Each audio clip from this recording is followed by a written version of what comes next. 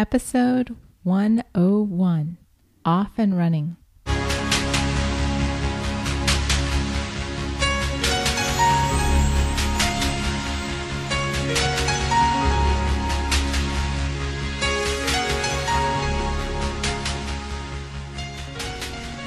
Welcome back to One Extraordinary Marriage, where we talk about life, love, and the pursuit of intimacy. You're here with Elisa DiLorenzo. And Tony DiLorenzo. And Happy New Year, everyone. Yes. I should say Merry Christmas and Happy New Year, since we didn't talk to you After Christmas, but we talked to them before. We did. So Happy New Year to Happy all 2012. of you. This is our third year of podcasting. Yes. This is the beginning of our third year of podcasting, and I and Elisa both want to say thank you to all of you who continue to listen to us, especially those of you who have been with us from the beginning and continue to listen to us and give us feedback. We totally appreciate it. To those of you who have come across us recently, thank you. I mean, we are still getting emails every day, usually from folks who have found us somewhere or heard about us from someplace, and we just are grateful to have you here with us. Somewhere, someplace. Yeah, I mean, well, they find us on a blog or through iTunes or from a friend. So, and one thing I want to say, if you could, let's start out the year right. Go to iTunes right now and please leave a 5-star review if you feel that we deserve one, and let other people know why you think they should listen to this podcast. You know, 3 years in, or going on our third year here, and you know, it is really awesome to be able to impact your life each and every week. It truly is a blessing, and it's something that I have come to really just be very grateful for. Well, and it's, you know, you were talking about some of the feedback that we've received recently, and we actually got an email over the last 2 weeks from someone who's been a longtime listener. She's been listening to us from the very beginning, has listened to all the episodes. And there are a number of you out there that fall into that category. And we, like Tony said, are so appreciative. And, you know, it was neat to hear her take on the history of this show and where we've come, and, you know, how she's listened to, very much like some of the feedback that we read last week, where people would listen and want to write in. And then they're like, okay, wait, let me see where they're going to go with this before I jump into a conversation. And, you know, just very appreciative of her message, saying that, you know, she's really, in some respects, taken to heart what we've said, and, you know, with things that don't apply, she just keeps listening and says, okay, I'll tune in next week as well. So big thanks to her for just being a longtime listener. And, you know, we're calling this show Off and Running, because it is the start of a new year. And I do want to point out, any of you that have listened to one of the first shows for 2011, Tony, do you want to talk about our Christmas budget? 2011. Oh, yes. We stayed on task this year. Thank you. This is a little pat on my back that I'm fishing for right now. We went over our budget last night. Everything was clean. And everything was cool. You know, and it was a very mellow Christmas for us. You guys know it. Some shows back, we talked about, you know, paring down, making things more of an experience, not always having to just buy to have gifts. Honestly, I only got like 2 gifts on Christmas morning, which was totally cool. Okay, one you got the day before Christmas, yes, I got one the day before Christmas. I got one that Elisa and I shared together, and then I got 2 from my Aunt Patty, who was your Secret Santa. Who was my Secret Santa, and that was it. And you know what? It was actually really cool. I happened to hurt my back a couple of days before Christmas, so I was laid up for a little bit and just hurting. My back was just really hurting. Well, and the thing with paring down our Christmas and how that ties into 2012 is that we're not hitting the beginning of 2012 going, oh my gosh, you know, we're buried under all this debt. And some of you might be, and I'm not dismissing that. I'm not downplaying that. Now's the time to get into your financial intimacy and say, you know, we need to have a plan for 2012, because this didn't feel so good at the end of 2011. And we want to have a better 2012 financially. And a lot of what we're going to talk about tonight is refocusing on all the areas of intimacy. And yes, I was fishing for compliments at the start of the show there, because last year I took a serious verbal beating on the show because Tony was so mad and we had to podcast that night. And I deserved the fact that I had overspent and that there were going to be repercussions, not only to our marriage, but to our financial budget. Right. And you guys come and listen to us because we're not just sugarcoating everything for you guys. That's the fact. We could sugarcoat our marriage. We could sugarcoat everything that happens on a day-to-day basis. And leading up to that, if you go to our Facebook fan page, which is facebook.com/oneextraordinarymarriage, you'll see a great picture of Elisa and I yesterday. That was New Year's Day, hanging out at Fletcher Cove Beach. I put a picture up of us. Okay. And, we're just smiling. We're having a good time. And I want to say what bookends that photo is New Year's Eve at SeaWorld. That was a complete an utter disaster. And then you have the after of that photo, which is us going head to head with Alex on a book report that he's had all break to work on, and was just, we were just coming to heads with him. And it was very frustrating for us and for him as well. And, it ended up being almost about 2 hours of Alex and I just sitting down, going over this, and me helping him understand how he can extrapolate more and describe more. But you see this picture on Facebook, and some of you liked it and somebody commented, and we so appreciate that. But just realize our marriage is just like yours. Mm-hmm. And especially if you have kids, we have our moments. I mean, today we went to the beach. Again, it was another beautiful Southern California day. We headed to the beach, and just coming home, that the tension between the kids just talking back and this, that, and the other, it all spills over. Right. So I just want you guys to know that what you come and hear each and every week is a couple who's going to be honest with you. And we're going to tell you the truth, because we know probably at some point in time, your marriage is going through this as well. Mm-hmm. Our goal is this year is to continue to give you and educate you and entertain you and inspire you, though, to have an extraordinary marriage.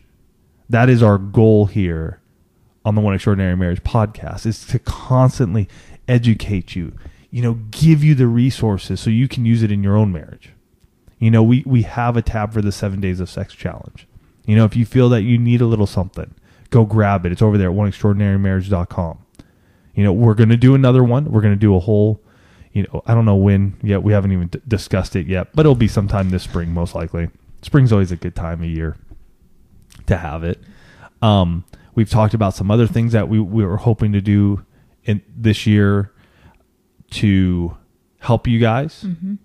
And so we'll just keep on going. If there are things that you find that there are problems in your marriage that we're not touching on, let us know.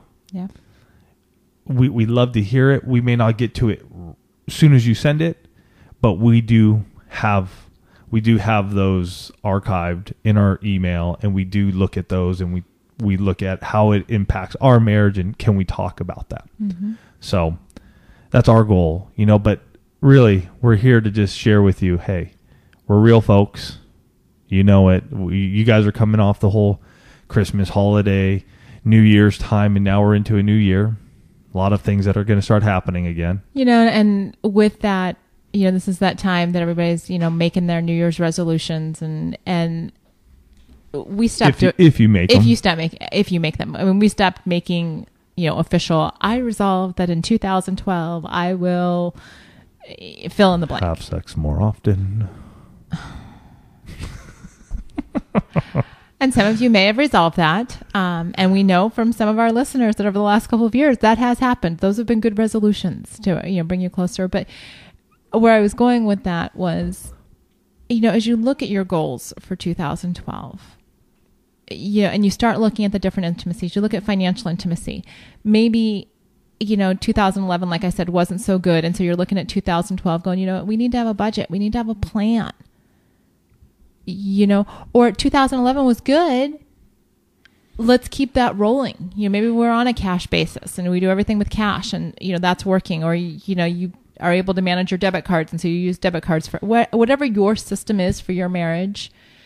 It's like everything that we share with you guys. It has to work in your marriage. Yeah. Whatever the system is. And, so financial intimacy is one area. You also, this is a time coming off the holidays where things have been, at least in our house, a little crazy. I mean, we've just had the last 6 weeks where we've done 2 birthdays, 2 major holidays, 3 major holidays if you count New Year's. Mm-hmm. And this was, I think, a better year emotionally and, just connect. I mean, we partly because we just backed off and didn't do as much. Yeah. I thought overall it was probably one of the best, if you take the whole from Thanksgiving to New Year, probably one of the best 6 weeks of our married lives. Yeah, that holiday time. Yeah. It just everything was clicking. I mean, you can look at the emotional intimacy, and tonight what we're going to talk about a lot of are the 6 different forms of intimacy and how they are important in your marriage. All 6 of them. Mm-hmm. They are needed, and so emotionally, Elisa and I have been really connecting. Other than when the kids have been on break right now, is we're trying to make time for each other during the week. Getting to a coffee shop, mm-hmm. hanging out, chilling, talking, making things, making that a priority time. And it was really interesting because we asked on Facebook, what's the one thing you want to do with your spouse this year? And I think the majority of you said date nights. Or some kind of designated time. Some kind of time together. And I'm going to tell you, you guys got to calendar this stuff. We've said it before. Sorry, I didn't mean to. Oh, no. I was going to say, and sometimes it even kind of, it flukes, you kind of flukes into it. Like this past week, I had contacted our sitter and said, would you be available either Wednesday or Friday night? And she's like, yeah, I can do Wednesday. She said, I can do either one. I said, great, we'll see you on Wednesday. And then... So we got out. We used one of the, I went on to restaurant.com. We got a gift certificate, one of their $25 certificates, whatever, for $2. Did that, had dinner, had a great night. Mm-hmm. Then Friday afternoon, she sends me a text saying, 6:30 tonight, right? And I'm like, oh, wait a minute. Do I get to have 2 date nights this week? And it became one of those things where, I looked at Tony and I'm like, we still have a few bucks left in our babysitting money. Do you want to go out? And so we went, and, it was great. It was a complete, fly by the seat of our pants. We just went to a coffee shop. We actually worked on, some planning that we were doing for 2012 for one, and just had a lot of fun together. It was just 2 quick hours, mm-hmm. but it gave us some time that we weren't expecting. I mean, we would have been home sitting in front of the computers, watching movies with the kids, which has its place. And yet we just went out and said, you know what, we're going to take this time and we're going to start talking about what 2012 is going to look like for one. And, it gave us that chance to have the emotional intimacy, all because of an unexpected text. Yeah. And so you've got to jump on those opportunities. Yeah. And for those of you who haven't been able to, you got to calendar it, folks. You have to. And take it from Elisa and I. We did not do this for the majority of our married life. All right. I'm talking about like the first 11, 12 years of our married life. We did not take these opportunities, and really it made an impact in the wrong direction for us. And you really need to make this time, carve it out, and act upon it. Mm-hmm. You do not, understand. If you're sick with the flu, yeah, you're canceling it. I understand that. But dude... You're rescheduling. I'm going to say reschedule you're instead of canceling. Yes. But dude, if it's a Friday night and you've worked all week, get your stuff done and get your butt home, get yourself ready, and take your lady out. All right? Or vice versa. But make it a priority, folks. And again, it does not have to be expensive. It does not have to be extravagant. Yes, I know childcare can get a little bit. So you do a 2-hour quickie. You know, I don't know what it costs for you guys. For us, it's like $8 an hour. You know, go to a coffee shop. I think it was $4. So we spent $20, 2 hours. And that's the thing. I mean, even if we'd skipped the coffee shop and just gone for a walk. Or do it if your kids are in school. If you can schedule something early morning after the kids are in school, or maybe a lunchtime deal. Kids are still in school. You're not paying for daycare or lunches babysitting. Are generally cheaper than dinners. You know, just make it happen, because really over this past year, this is an area that I think Elisa and I really, really connected, was in our emotional intimacy, which played a big part in how we were able to communicate to each other when it came to our financial intimacy, our physical intimacy. Because of the open communication, and even when we were having spats, or times like yesterday when we were driving home from the beach and we're frustrated, you know, we're frustrated with the kids, but you know what? The kids were able to take showers. We were able to get them in front of a movie, and Elise and I had, I would say, an amazing quickie right there on the bathroom sink. And that's what you would say. Do you agree? Yes. I didn't know you were going to take it all the way to the quickie, all the way to the quickie. But the communication that we have together allows us to overcome some of sort of life's spins and life's challenges. They hit us, but they're not sitting. They're not getting entrenched in our marriage. You know, things happen. We have a bad day. You know, life throws us a curveball, and you know, it does the immediate, okay, you know, I'm spinning backwards type of thing where I'm like, oh, I'm frustrated. But that feeling doesn't linger. We're not going to bed fuming at each other. There aren't the resentments building up. I mean, I really feel like probably in the last 6 months, especially, there just hasn't been that, like, well, I did this, so you need to do that. You know, the scorekeeping is gone. The resentments are not there over, you know, if I miss a day in my, 3 days, he's not waking up the next morning going, seriously? You had 3 days and you couldn't pull it off? Right. You know, and so we're finding that because we've opened that communication, because we're spending the time on date night or day, that, you know, we can have those conversations. Like a few weeks ago, you know, I'd asked Tony, I'm like, can you just get off the computer tonight? And he's like, why? I'm like, he's like, I'm in bed by 10. I said, well, great, but I want to go to bed at 10. I'd like to see you at 8 or 9. You know, and he didn't get on the defensive. You know, like at first he didn't understand the significance of what I was saying, but I'm like, I just want to spend some time with you when I'm not already in bed, ready to just read my book and veg out. And so, you know, he was able to understand that, and it wasn't this big, well, you don't understand what I'm trying to do. And, you know, this whole defensive posturing, it was like, oh, okay. And so I got off the computer. You know, we've been spending more time as a family doing things like playing games. And some of you have, you know, told us about this over the last couple of years. You know, the kids are pulling out games and we're doing more games. And, well, Alex and I play Madden. Oh, you guys are playing Madden, but Abby, you know, because she's a little bit older now, is getting into some of the other board games. And, you know, so, you know, it's going from that emotional intimacy into the recreational intimacy. Yeah. You know, and I have to share this too, because it's another, I'm patting myself on the back because I've just had all these big steps lately. But we go to the beach yesterday, January 1st. It's definitely one of those things you can do in San Diego when it's 80 degrees. Happy New Year to us. And I actually put on my bathing suit and I walked out, and I did not get like fully wet, but I did walk into the water, which a year ago, pretty sure we went to the beach around like beginning of January, maybe February. Was it? Okay, it was probably when the kids had break in February. But that was a big deal for us because I go to the beach and I'm freezing cold. It just, I prefer tropical waters. San Diego in January is not exactly tropical, but I said, you know what? I'm just going to bundle up.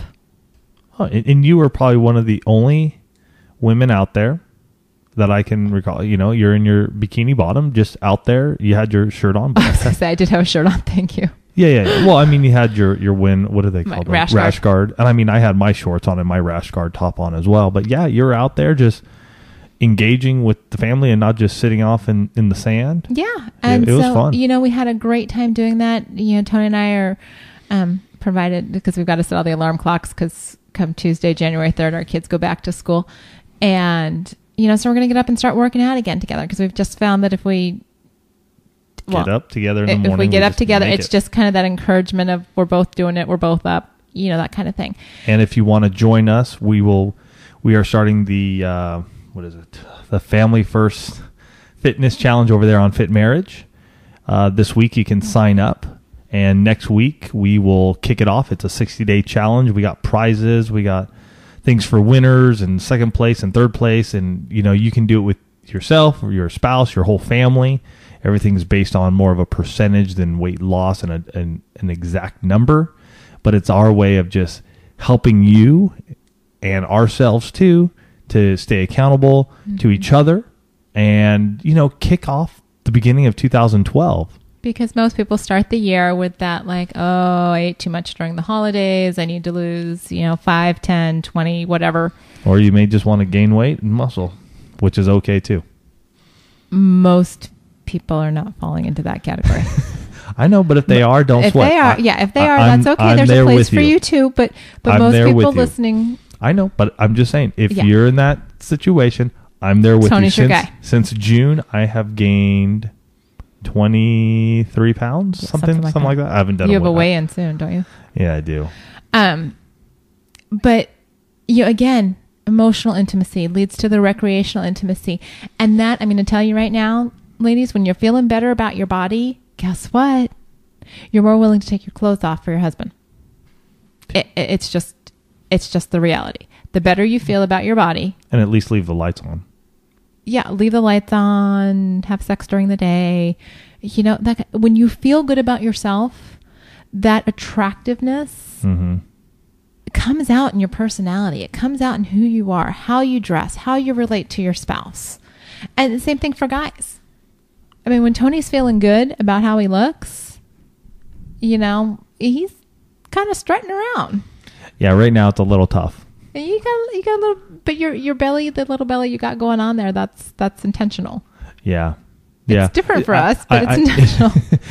because I'm trying to gain lean muscle for this competition I'm doing in June, and I'm struggling right now a little bit because I hurt my back the Thursday before Christmas. I have not worked out. I ended up working out like Saturday, which was New Year's Eve. And I did sort of a short boot camp workout that I do with these guys that put it on. It's a fun little thing here in Poway. And I haven't really done anything since. So I'm really in this lethargic, funky place. So Lisa bringing up that we're going to get together and we're going to start waking up. And even here in San Diego, it's a little chilly. But our mornings we're going to make cold. it happen. We're going to make it happen and get a move on. But yeah, I mean, I'm just saying, for me personally right now, I don't feel the sexiest that I could because of the weight I have gained over the last 6 months, which is intentional. But I still, in my mind, am like, okay, just realize this is what you're doing. And just like any of you who want to lose, I also will need to lose. You got to put on extra weight to grow the muscle. And then you come to a point where it's called cutting, and you start cutting away that fat, which is even tougher for me because of how much I want to cut. Well, and it's also, I think you're feeling it more in this last 2 weeks because you haven't worked out. Because when you were working out, it didn't bother. And I do have to say, I'm going to brag on my husband here. He's got the most amazing arms right now. Thank you. His biceps. Oh, because seriously, I mean, we've been together. Can you make that noise like when we're in bed? I would like that. That's like a Darth Vader noise. No, not the Darth Vader noise, but like that noise. Some sort of noise. There's that emotional intimacy creeping into the conversation again. But something to tell me you're enjoying my muscles. His arms are really amazing right now. All right, next. So we went to recreational. Let's talk about... Again, we're talking about physical. Yeah, we talked about physical. Let's talk about spiritual. and our never-ending quest to engage each other in our spiritual intimacy. Although I did start reading that. Okay, so Tony, so did I. You started reading Jesus Calling? This morning I picked it up. Oh, look at us go. We're not doing it together. We're not, okay, but it's a start that we're at least reading the same book. Yes. So one of Tony's clients gave him the book Jesus Calling, which is a daily devotional. And, so Tony, in the last 2 weeks, is like, yeah, maybe we should try and do this together. So I put it on my nightstand. And I read it yesterday and I read it today. And I just found out that he's also reading it. So while we haven't read it together, right, we are, this is a step in the right direction for us, that we are at least reading the same devotional, and just, praying on that, having that, kind of in the back of our minds or at the front of our minds during the day. And, all of us in our marriages are at different places in terms of spiritual intimacy. Yeah. Some of you, we know from emails that we've received, you've got your devotional time together. You've got that all figured out. You've figured out how to pray together, and kudos to you. I'm in awe, because this is an area, spiritual intimacy is an area that we struggle in getting on the same page consistently. Yes, I do not disagree. No, yeah. I mean, and you know what?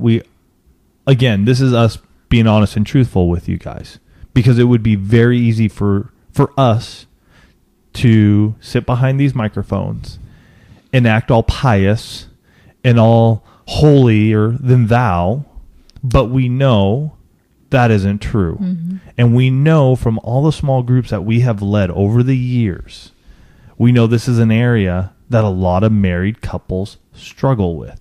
It just is. And I do not know why. I do not know why Elise and I struggle with it. We do know why a little bit, and we've talked about that in the past. One thing I will say that we always try to do is to continuously pray for each other. Mm-hmm. Now, we may not do that verbally, outwardly in the room together, but I know it is a desire of mine to try and pray for Elisa every day. And I just, gosh darn it, I just have this lapse for some reason. I mean, my day just gets going, and sometimes I can just forget for days on end to pray, period. And I do not know what it is, but it is one of those areas that I really want to work on this year. Personally, I want to work on. Well, and I think, you bring up a really good point. There are a lot of people that, whether it's their prayer life or their financial life or their physical life, part of making a change is being aware that that's an area that you're not as strong in as you want to be. Mm-hmm. And, part of that emotional intimacy is being able to say to your spouse, this is an area that we're not so good in. Right. And, on the one date night we had last week, Elise and I sat down. And one thing I have noticed over the last, handful of years of us attending a church is that we tithe. It has become very passive in our family. It's what is it? Automatic. I have automatic payment set up out of our checking account. I don't even write the check. Yeah. We do some community events. We lead a small group or two. We're going to be leading one here in February for our church on a church-wide study we're doing. And it's the one that Samantha Pryor told us about this. The not a fan. Yes. So we're going to be doing that, and we're thinking about actually doing that here on the show as well, and engaging you guys with this as well. So we'll talk about it. We'll see. And real quick, if any of you have done that as a study, would love to have your insights on that. I know Samantha has, she actually sent me information about it when she was going through it. But if any of the rest of you have done it, I would love to have your insights. Just, leave comments either on the Facebook page or... well, just leave them in the comments here at oneextraordinarymarriage.com. Okay. Yeah, on episode 101. There you go. And I'll also have a link to that. So anyways, I was talking to Elise and I go, it's becoming so passive. Our kids are getting older. They're 9 and 6 now. And I believe that we need to tithe to our church because that's where we get our spiritual filling. But at the same time, I feel like we constantly see people who are going on missions trips or doing stuff, and we're just sitting in the pews doing nothing. And so this year, one of our goals is that we are going to tithe a set amount, but we're also going to hold back a set amount so that this year on our vacation, we are actually going to go on a family's missions trip. So we are going to be the hands and feet of Jesus out in our community and experience God's love out there. Mm-hmm. And instead of us sitting in our seats and looking at it and going, wow, I'm glad he's doing that. Because I think one thing Elisa and I know for a fact this year, it's a year of change for us. Mm-hmm. And it's come to the point where we're just like, you know what? Things are happening, and we'll keep you guys abreast to what's happening in our life as we go through this year. But we just sense that it's time to make some changes. We've been doing some of the things we've been doing for years and years and years. And not to say that they're bad, but it's time for us to shake it up and let God start wreaking some havoc in our lives so that we can grow and we can impact you and impact our kids and impact our community more so. And this has already been met with resistance from our children. Yeah. Because we were having a family conversation and yeah, we mentioned vacation and mission trip all in the same sentence. And you know, we get that. What kind of vacation is that? Like, what are we going to have to do? You know? And one of them's like, I just enjoyed doing nothing on our vacation. And there's definitely a place, you know, time and place for that. And yet very much like Tony said, you know, whether it's your spiritual life or a lot of times we just become complacent. Mm-hmm. It's very much like that message that I read last week where, you know, good gets to be okay. And we don't ever rock the boat to get something great because things are good. Why, you know, and then you find yourself 5-10 years down the road and you're like, yeah, things are good. Yeah. But could they have been, like, if I had stepped out, could it have been great? Yeah. You know, and so, you know, even Peter, having that challenge. Yeah. I was going to say, you know, Peter had to step out of the boat. You know, Jesus said, come. You know, they're on the Sea of Galilee. Jesus said, come. And Peter had to step out of that boat and take a step of faith, knowing, well, really not knowing that he was going to drown. Right. You know, he had to step out of that boat and walk to Jesus. And that's where we are when it comes to our spiritual intimacy. We're sitting here going, okay, we know we struggle here, but we're going to take a step of faith, Jesus. We're going to do this. We're going to tithe to our church a certain amount, and we're going to hold back so we can impact a community, and probably through that Jesus is going to impact us somehow, some way. I don't know, and sometimes that is the scariest thing. So give us your feedback on mission trips that you've been on. If you've done a family mission trip, please tell us, because we're searching. Or, you know, I mean, there are so many organizations out there. It's like, you know, I already started looking and I feel like I'm doing the needle in a haystack going, what's going to be the best fit for us?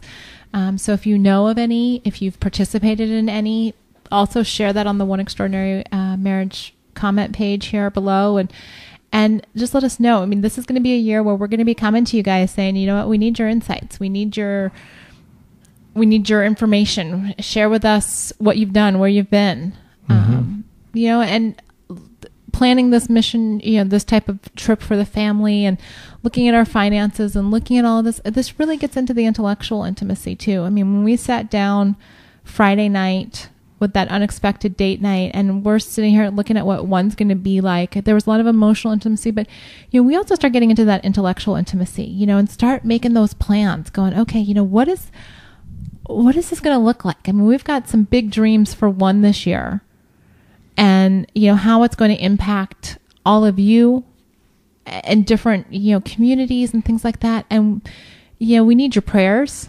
Yeah. You know, we need your feedback. Like Tony said, if there are things that you want to hear on this show, if there are areas that we have not touched on, let us know. I mean, sometimes we can't talk about things because we can't actually relate. We don't have the life experience, you know, and so there are just certain things that, you know, if you write to us and you don't hear it on the air, there's a reason why. I think one of the biggest things that you can help us with right now when it comes to that is, you know, what are the three biggest problems you face in your marriage? You know, what are those three big issues that continuously hamper your marriage, and why you sought out, you know, help in the first place? Why did you seek out a podcast on marriage? You know, why do you seek out books to learn more about your marriage? You know, what is that? What are those three things? And maybe there's just one for you. And if there's just one, that's cool too. Just tell us one. That's totally fine. But I think that would really help us understand. God, it would just help us understand where you're sitting. You know, are you sitting in the same place that we were 3-4 years ago? Are you sitting in a place where we are now, where you're looking for change? Are you sitting in a place where we were, you know, at year 4, where we were about to get divorced? You know, are you sitting at what year was it when we lost Andrew? I forget at this point, where you just have had some 2004, so year 9. Year 9. I mean, have you had some massive loss that is really just wrecking havoc on your marriage? You know, what is it? What are you seeking? Or are you at a point where it's like, you know what, I'm engaged, I'm good, I want to learn what's up? Or is it, you know, we're cool, you know, everything's going good, but I notice we're plateauing. It's horrible, but we just plateaued. It's good. It's good, but it's not great. You know, let us know, because I think we can really be able to use your feedback and to help reach and talk to you more efficiently and better, but also to impact more folks. And before we wrap up tonight's show, we got a Christmas card. Actually, Tony just picked it up today from the P.O. box. Yeah, I only go to the P.O. box like once every 10 days. So this came from one of our listeners, Shamira. And if I mispronounced your name, I'm so sorry. But she just wrote, "Hi, Tony and Elisa. Keep doing what you're doing. You're blessing so many people. I've been listening to your podcast since the fall and have learned so much, which is especially useful since I just got engaged as of December. Congratulations on your engagement. Perfect timing. I thank God for you both. Have an awesome Christmas and a great 2012.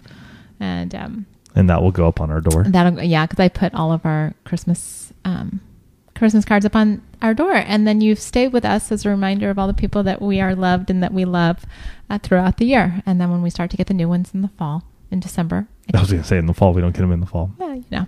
But I also want to share, and this was great. Some of you may remember we had shared the story of Chuck Fisher and his wife, and he sent us an update. So I want to share this with all of you.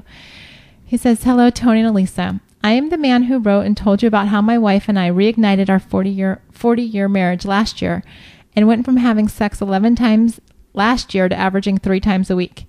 As always, I downloaded the podcast from iTunes and listened to it and was glad that you liked our story. But I realized I was not clear in telling you our story.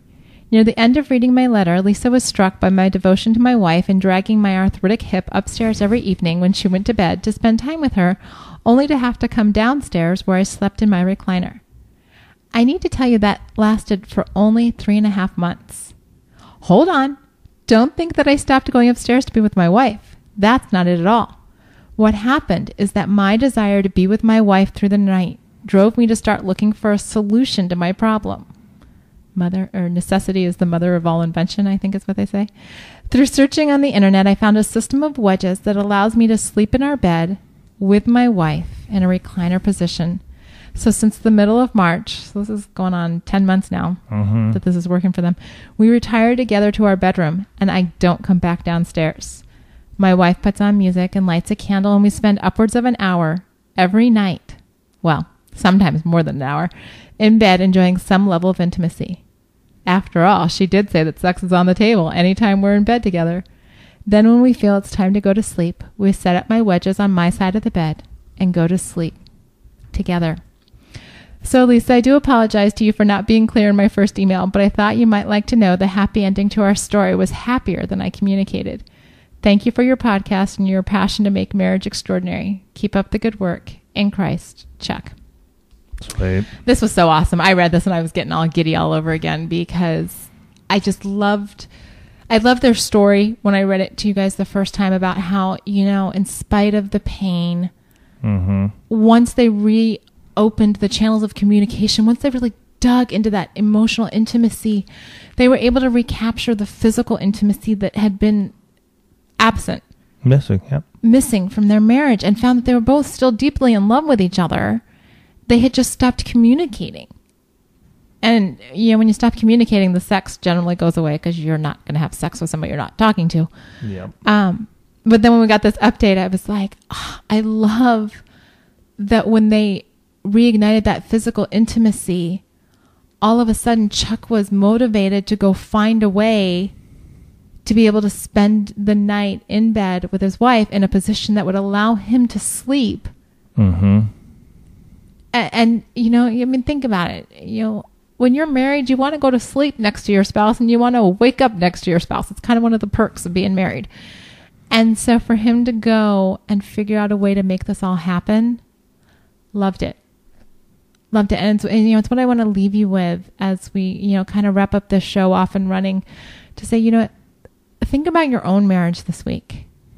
Think about those areas of, all of the 6 different areas of intimacy, and say, okay, you know what? We need to talk about what's going really well. Mm-hmm. Because some of you are thinking, okay, we got the financial intimacy down. Like that's working, but maybe the physical intimacy or, we're a little lacking on the emotional intimacy, but, we still like to do, just whatever it is, what's going on in your marriage. Set aside some time this week. You guys have heard us talk about our state of the marriage date nights, where you sit down and you kind of talk about, you sort of have an agenda beforehand, so you don't spring anything on the other spouse. So if you want to talk about intimacy, you give your spouse... Which one? Well, whatever you want to talk about. Oh, okay. You give your spouse a few days advance notice that this is what we're going to talk about. Right. Do not spring it on them. It will go badly for you. Just a heads up. You don't have to listen to me, but I'm just giving you a warning. Then when you get down, to dinner, or when you're walking around the park, or, those of us in San Diego walking along the beach or out in the snow, wherever you are, then really open up and say, what, we want 2012 to be different. We want to make a dramatic change in our marriage. We want to take our marriage, maybe it's not a dramatic change, we just want to go from good to great. Whatever it is that you want to do, set aside that time in this next week or two to have that state of the marriage date night. Mm-hmm. And for those of you, I'm going to just kick this off real quick before we get out of here. But for those of you who are struggling with the wall and the walls are up and they're guarded, please pick up this book called Beau's Cafe. It's a wonderful book. Elise and I have talked about it numerous times. I've read it, I think, 2 or 3 times now. I love the book, and I will most likely read it again this year at some point. But please pick it up. I mean, it should make you really think about what you're doing and how you're acting and what would happen, what can happen if you allow yourself to break down that wall and open up. Because we only can be loved when that thing is down. Now, you know what I'm saying? You can only be loved when the wall is not up. And Elisa is laughing at me. I loved his, you know what I'm saying? You know what I'm saying? So with that, I think we're good. One thing we'd love to do this year, we'd love to have 20 members, monthly members. If you'd love to become a monthly subscriber to this podcast with your generous donation, you can go to oneextraordinarymarriage.com. You'll see it on the right-hand side for as little as $3 a month.